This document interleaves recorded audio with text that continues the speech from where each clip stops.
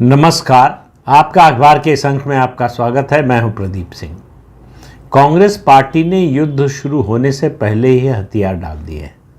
आज उनकी ओर से 3 बड़े नेता, उनके राष्ट्रीय अध्यक्ष मल्लिकार्जुन खड़गे, पार्लियामेंट्री पार्टी के लीडर और यूपीए की, अब तो यूपीए पता नहीं है कि नहीं, उसके समापन की कोई औपचारिक घोषणा तो हुई नहीं है, पार्लियामेंट्री पार्टी के लीडर सोनिया गांधी और कांग्रेस के पूर्व अध्यक्ष राहुल गांधी तीनों मीडिया के सामने आए और जो बात कही वो सुनने लायक है।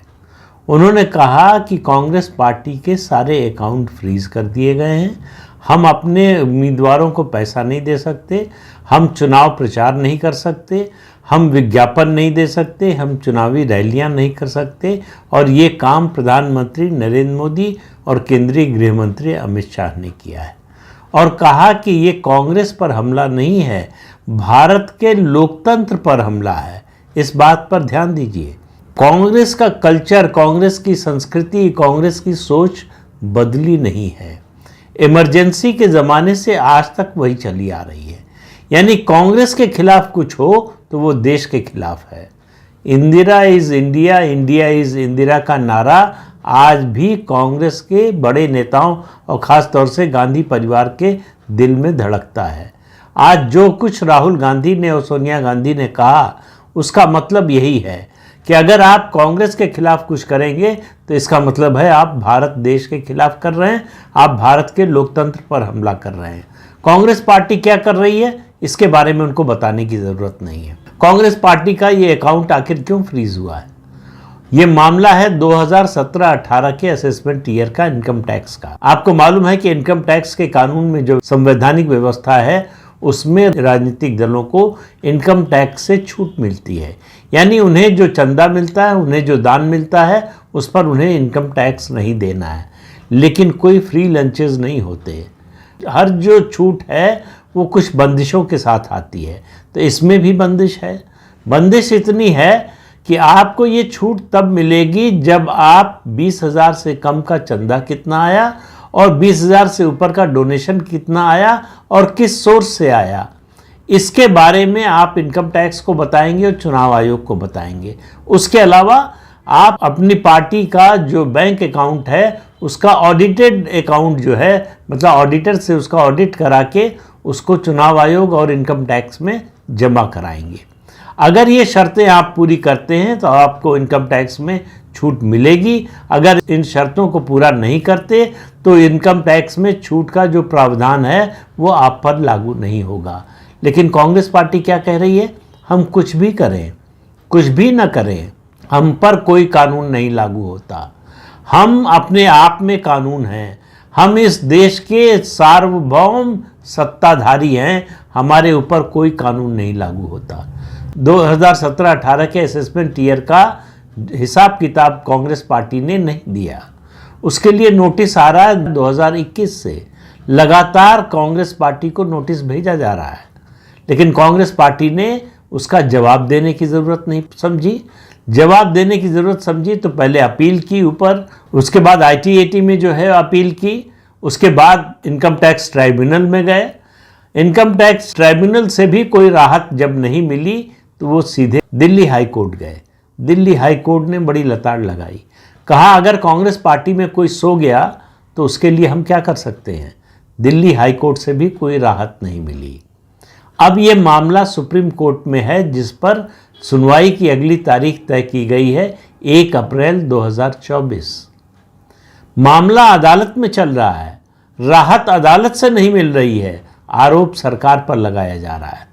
तो राहुल गांधी ने इस मामले को और खोल दिया।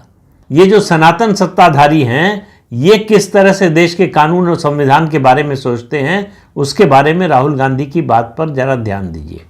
उन्होंने कहा ये हमारे साथ ये सब हो रहा है, ये अन्याय हो रहा है, चुनाव लड़ने में हमको दिक्कत आ रही है। इस देश का चुनाव आयोग कुछ नहीं बोल रहा है, इस देश की अदालतें कुछ नहीं बोल रही हैं, इस देश का मीडिया कुछ नहीं बोल रहा है। ये सबके लिए खतरे की बात है, लेकिन कोई हमारी मदद नहीं कर रहा है। सवाल ये है कि आपका पक्ष सही होगा तब कोई मदद करेगा, गलत की मदद कोई कैसे कर सकता है? अगर आप आरोप लगा रहे हैं कि हाई कोर्ट ने गलत फैसला दिया है तो आप में इतनी हिम्मत होनी चाहिए कि आप बोलें। आपको कम से कम ये प्रेस कॉन्फ्रेंस में बताना चाहिए था कि हम दिल्ली हाई कोर्ट गए थे, लेकिन दिल्ली हाई कोर्ट ने हमारे बारे में ऐसा कहा और हमें कोई राहत देने से मना कर दिया, इसलिए इनकम टैक्स ने हमारे अकाउंट्स फ्रीज किए हैं। ये बात न तो सोनिया गांधी ने बताई, न मल्लिकार्जुन खड़गे ने बताई, न राहुल गांधी ने बताई, न जयराम रमेश ने बताई, और न ही पार्टी के जो कोषाध्यक्ष हैं अजय माकन, उन्होंने बताई। इस सच्चाई को छुपा लिया। ये ज़रूर बताते रहे कि कब से नोटिस दिया जा रहा है, सीताराम केसरी के ज़माने के समय का नोटिस दिया जा रहा है। सवाल यह है कि उस ज़माने का अगर आपके पास बकाया है तो नोटिस आएगा ही। और जो कानून इस देश के किसी भी आम व्यक्ति के लिए है, वही कानून कांग्रेस पार्टी पर भी लागू होता है। ये स्वीकार करने में दिक्कत क्यों हो रही है कांग्रेस पार्टी को? कांग्रेस पार्टी को लग रहा है कि वो विशिष्ट है और इस देश का कानून उसके ऊपर लागू नहीं होना चाहिए। और कांग्रेस पार्टी का पूरा अकाउंट भी फ्रीज नहीं हुआ है। 135 करोड़ के अलावा जो देनदारी है, उसके साथ साथ जो पेनल्टी है, उसके अलावा कहा गया है इनकम टैक्स की ओर से कि बाकी का पैसा आप इस्तेमाल कर सकते हैं। लेकिन कांग्रेस पार्टी विक्टिम कार्ड खेल रही है। कांग्रेस पार्टी अभी से 2024 के लोकसभा चुनाव में अपनी हार का कारण लोगों को बता रही है। वो एक बहाना ढूंढ रही है कि क्या करें, हमारा अकाउंट फ्रीज हो गया, क्या करें, हमारे पास पैसा नहीं था। वो ये नहीं बता रही है कि उसको इलेक्टोरल बॉन्ड लागू होने के बाद से जो 1400 करोड़ रुपए मिले, वो कहाँ से आए, किसने दिए थे और उस पैसे का क्या हो रहा है, उसके बारे में नहीं बता रही है। और जो बात केंद्रीय गृह मंत्री अमित शाह ने कही कि अगर 11,000 रुपये जो है चंदे में आता था तो 1,000 रुपये पार्टी के फंड में जाता था, 10,000 रुपये कांग्रेस के नेताओं की जेब में जाता था। दरअसल इस देश में स्थिति ये है कि कांग्रेस पार्टी सबसे गरीब पार्टी है। ये कहने में मुझे कोई संकोच नहीं है, लेकिन इसके साथ एक और बात कहनी पड़ेगी, जोड़नी पड़ेगी, तब ये बात पूरी तरह से मुकम्मल होगी। कांग्रेस पार्टी अमीर नेताओं की गरीब पार्टी है। इस पार्टी में जो नेता हैं वो पार्टी के बारे में नहीं सोचते हैं। वो अपने भविष्य, अपने परिवार के भविष्य, अपने संगी साथियों के भविष्य, अपने भाई भतीजों के भविष्य के बारे में सोचते हैं, पार्टी के भविष्य के बारे में नहीं सोचते हैं। वरना पार्टी की आज ये दुर्दशा न होती। आज़ादी के बाद से लगभग 55 साल परोक्ष या प्रत्यक्ष रूप से कांग्रेस पार्टी सत्ता में रही है या सत्ता में हिस्सेदार रही है। उस पार्टी के पास, अगर वो पार्टी कहे कि उसके पास पैसा नहीं है, तो ज़रूर कोई गंभीर बात है। तो कांग्रेस पार्टी का अकाउंट फ्रीज किया गया वाजिब कारणों से, कानूनी कारणों से, तो ये देश के लोकतंत्र पर हमला हो गया, ये देश पर हमला हो गया। ये बात सिर्फ कांग्रेस पार्टी बोल सकती है। वो अपनी गलती बताने को तैयार नहीं है। उन्होंने इनकम टैक्स की जो रिक्वायरमेंट्स थी, जो इनकम टैक्स रिटर्न फाइल करना था समय से, वो क्यों नहीं किया? इनकम टैक्स रिटर्न भी समय से फाइल नहीं किया है। कह रहे हैं कि सिर्फ 1 महीने की देर हो गई, इतनी बड़ी पेनल्टी लगा दी गई। सवाल यह है कि जब 2021 से आपको नोटिस भेजा जा रहा था, तब आपने उस नोटिस का जवाब देना भी ज़रूरी नहीं समझा। आपकी आदत बन गई थी। आज़ादी के बाद से लगातार आपकी आदत थी कि पहले तो किसी सरकारी अधिकारी की हिम्मत नहीं है कि नोटिस भेज सके। अगर नोटिस भेज दिया है तो उसका जवाब देने की ज़रूरत नहीं है। इस तरह की नोटिसेस का जवाब दूसरी पार्टियों के नेता दें, दूसरी पार्टियां दें। कांग्रेस पार्टी क्यों देगी? कांग्रेस पार्टी के पास इस देश की मिल्कियत है। कांग्रेस पार्टी के खिलाफ कोई एक्शन होगा तो वो सीधे सीधे देश पर और देश के जनतंत्र पर हमला है। तो कांग्रेस पार्टी ने आज की प्रेस कॉन्फ्रेंस के जरिए ये बात स्पष्ट कर दी है कि 2024 का चुनाव उन्होंने मान लिया है कि वो बुरी तरह से हार रहे हैं। चुनाव के नतीजे आने के बाद हार का विश्लेषण करने की ज़रूरत है, उसका कारण बताने की, उसकी जवाबदेही, उसका जवाब देने की ज़रूरत है। उसकी तैयारी पहले से की जा रही कि हमारे पास दरअसल चुनाव लड़ने का पैसा नहीं था, इसलिए हम चुनाव लड़ ही नहीं पाए, इसलिए हमारे जीतने का तो सवाल ही नहीं था। तो कांग्रेस पार्टी की हालत क्या है, इसका अंदाज़ा लगाने के लिए एक आपको और छोटा सा उदाहरण देता हूँ। हिमाचल प्रदेश, जहाँ कांग्रेस पार्टी की सरकार है, राज्य सरकार है, वहाँ की प्रदेश अध्यक्ष हैं प्रतिभा सिंह। उन्होंने चुनाव लड़ने से मना कर दिया है। तो वो तो कई लोगों ने मना कर दिया है, कांग्रेस में कोई नई बात नहीं है। लेकिन उसके साथ उन्होंने जो बात कही वो और ज़्यादा चौंकाने वाली है। उन्होंने कहा कांग्रेस का कार्यकर्ता निराश और हताश है, वो काम ही नहीं करना चाहता, वो चुनाव में उतरना ही नहीं चाहता, चुनाव के लिए काम नहीं करना चाहता। वो पार्टी के शीर्ष नेतृत्व से दुखी है कि फैसले नहीं होते समय पर, होते हैं तो लागू नहीं किया जाता। अगर किसी प्रदेश में, खास तौर से ऐसे प्रदेश में जहां पार्टी की सरकार है, वहां प्रदेश अध्यक्ष इस तरह का बयान सार्वजनिक रूप से मीडिया को देता है तो आप अंदाज़ा लगा सकते हैं पार्टी की हालत क्या है।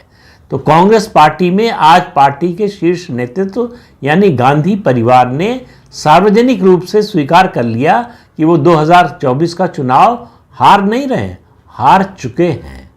वो कारण बता रहे हैं कि उनकी हार का कारण क्या है। अगर आप उस पर विश्वास कर सकते हो तो ठीक है, नहीं तो आप भी जो है देश के विरोध में हैं, देश के जनतंत्र के विरोध में हैं, और देश की जितनी संवैधानिक संस्थाएं हैं वो सब देश के जनतंत्र के विरोध में हैं, क्योंकि वो सब मिलकर कांग्रेस को जिताने का कोई प्रयास ही नहीं कर रही हैं।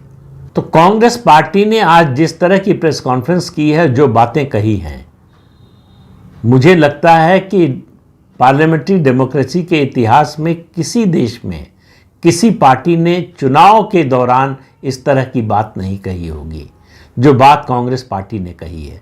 ये एक हताश, निराश और पूरी तरह से पराजित पार्टी के नेतृत्व की हार की मानसिकता का प्रतीक है। तो कांग्रेस पार्टी ने पहला वोट पड़ने से पहले मान लिया है कि उसकी हार हो चुकी है, और उसने ये भी बता दिया है कि उसकी हार का कारण क्या होगा। उसकी हार का दोष जो है भारतीय जनता पार्टी पर जाना चाहिए, इनकम टैक्स डिपार्टमेंट पर जाना चाहिए, देश की अदालतों पर जाना चाहिए, देश के चुनाव आयोग पर जाना चाहिए, क्योंकि ये लोग मदद के लिए नहीं आ रहे हैं। राहुल गांधी लंदन गए थे, वहाँ कहा था कि भारत में जनतंत्र खत्म हो गया है, यूरोपीय देशों को आना चाहिए जनतंत्र बचाने के लिए भारत में। अब वो कह रहे हैं कांग्रेस पार्टी को बचाने के लिए इन संवैधानिक संस्थाओं को आगे आना चाहिए। अगर वो आगे नहीं आते हैं तो इसका मतलब वो सब लोग जनतंत्र के खिलाफ हैं। तो इंडिया इज इंदिरा अभी जीवित है। वो नारा और उस नारे के पीछे की भावना अभी तक कांग्रेसियों के मन में, खासतौर से गांधी परिवार के मन में अभी भी जीवित है, उसी तरह से जैसे 1975 में था। डी.के. बरुआ ने नारा लगाया था, अगर आपको भूल गया हो तो याद दिला दें। उस समय वो कांग्रेस के राष्ट्रीय अध्यक्ष थे। ये अलग बात है, ये भी याद रखिए, समय समय की बात है, समय के अनुसार बहुत सी चीज़ें बदल जाती हैं। उन्हीं डी.के. बरुआ ने शाह कमीशन में इंदिरा गांधी के खिलाफ सबसे पहली गवाही दी थी। तो 2024 के बाद क्या होगा उसके संकेत मिलने शुरू हो गए हैं। प्रतिभा सिंह का उदाहरण दिया मैंने, आनंद शर्मा का एक बयान आया है, कांग्रेस के वरिष्ठ नेता हैं। उन्होंने कहा कि इंदिरा गांधी और राजीव गांधी की लीगेसी को बदनाम किया जा रहा है। जाति की बात, आइडेंटिटी पॉलिटिक्स की बात इन नेताओं ने कभी नहीं की। तो घर के अंदर से विरोध के स्वर उठने लगे हैं, और उन लोगों की ओर से उठने लगे हैं जो पार्टी में वरिष्ठ पदों पर रह चुके हैं या वरिष्ठ पद पर अभी भी हैं। तो इससे अंदाज़ा लगा लीजिए कि कांग्रेस की दुर्दशा का आलम क्या है। तो इस अंक में इतना ही, अगले अंक में फिर मिलेंगे किसी नए मुद्दे के साथ। तब तक के लिए अनुमति दीजिए। आपसे अनुरोध है कि ये चैनल देखिए, शेयर कीजिए, लाइक कीजिए और सब्सक्राइब ज़रूर कीजिए। नमस्कार।